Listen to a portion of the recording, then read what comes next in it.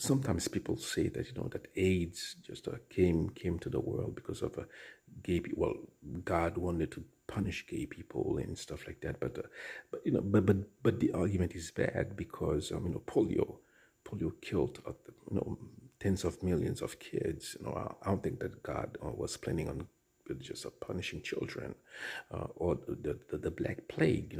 Killed, I think, a third of the population of Sweden was decimated. I don't think that God would to kill the Swedes in the Middle Ages. No, no, those viruses, they get released into from nature like this, and this is bound to happen.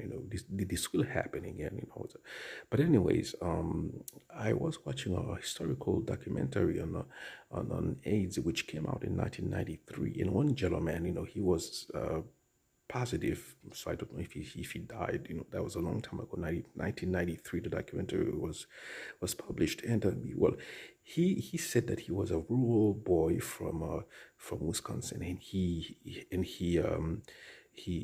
gets to San Francisco. For him it was like a heaven. It was like he was by the time he was 26, he had pretty much all venereal diseases you could think about, and because he had slept with over 3,000 people by the time he was 26. Are you working? Are you studying? No, there was a famous basketball player who said that he slept with 3,000 women, but that was over a lifetime, if he was telling the truth. But this gentleman, it was like before he was 26 years old, and he was candid, that he was excessive.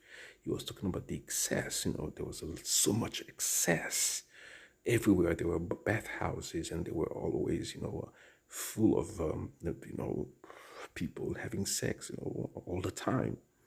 And it's sometimes it's just the explanation for catastrophes like this, just the reason why the virus hit so hard, killed so many people in the 80s. Just that it's just because of the excessive behavior of people in the 70s. Remember, um, the virus takes about 5 years to incubate. So in the 70s there was a lot of excess, and people paid the consequence in the 80s and continued to pay in the 90s, and yeah,